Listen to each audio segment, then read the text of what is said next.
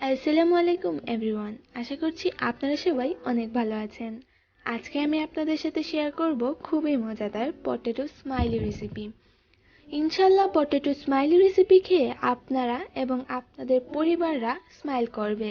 তো চলুন দেখে নেওয়া যাক কিভাবে ঝটপট তৈরি করা যায় এই স্মাইলি রেসিপি।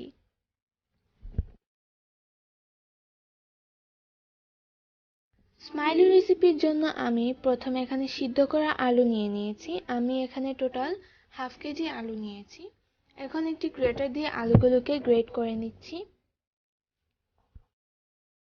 খুবই সতর্কতার সাথে গ্রেট করতে হবে।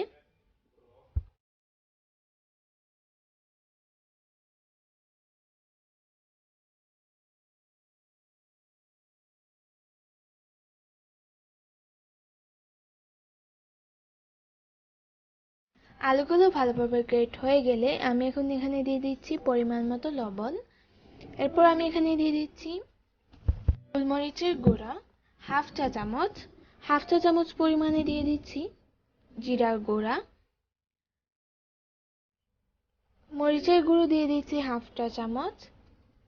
এখন আমি এখানে দিয়ে দিচ্ছি 1/3 কাপ পরিমাণে ব্রেড ক্রাম। এখন আমি এখানে দিয়ে দিচ্ছি কর্নফ্লাওয়ার 1/3 কাপ পরিমাণে। আপনারা চাইলে এখানে ময়দাটাও ইউজ করতে পারেন। এখন হাত দিয়ে সবগুলো উপকরণকে ভালোভাবে মিশিয়ে নিচ্ছি।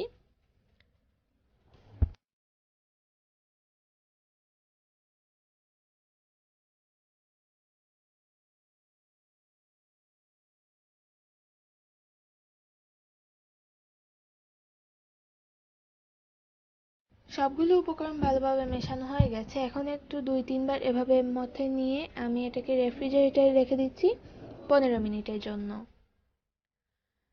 15 মিনিট পর এগুলোকে আমি একটি বোর্ডে নিয়ে নিচ্ছি। এখন হাতে সামান্য পরিমাণে তেল মেখে এগুলোকে একটু রুটির মতো হাতের সাহায্যেই গোল করে নিচ্ছি। এটা অবশ্যই হাতের সাহায্যে করতে হবে। আলুগুলো ভালোভাবে গোল হয়ে গেলে এখন এরকম সার্কেল সাইজের যে কোনো একটি জিনিস দিয়ে এটাকে আমি গোল গোল করে কেটে নিচ্ছি। আজকে আমি যে পরিমাণে তৈরি করেছি এতে আমার হবে টোটাল 12টা স্মাইলি। সবগুলো কেটে ফেলেছি। বাকি যে অংশগুলো সেগুলো দিয়ে আমি আবারও করব, করে এরকম করে সবগুলো করে ফেলতেছি।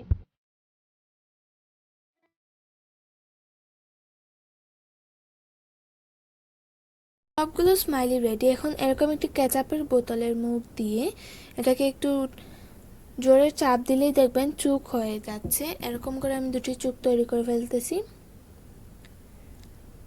এখন চামচ দিয়ে ঠোঁটটা দিয়ে দিচ্ছি, মানে স্মাইলটা দিয়ে দিচ্ছি। এভাবে করে আমি সবগুলো করে ফেলতেছি।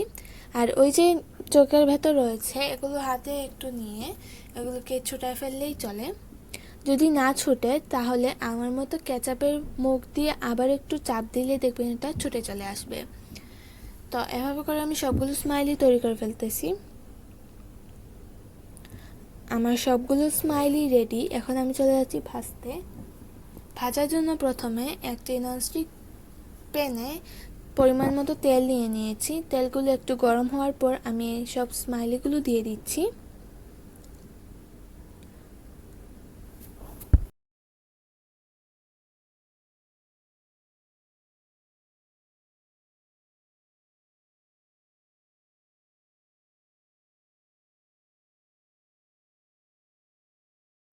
সবগুলো স্মাইলি দেওয়ার পর অপেক্ষা করছি যতক্ষণ এটা লাল হয়ে আসবে।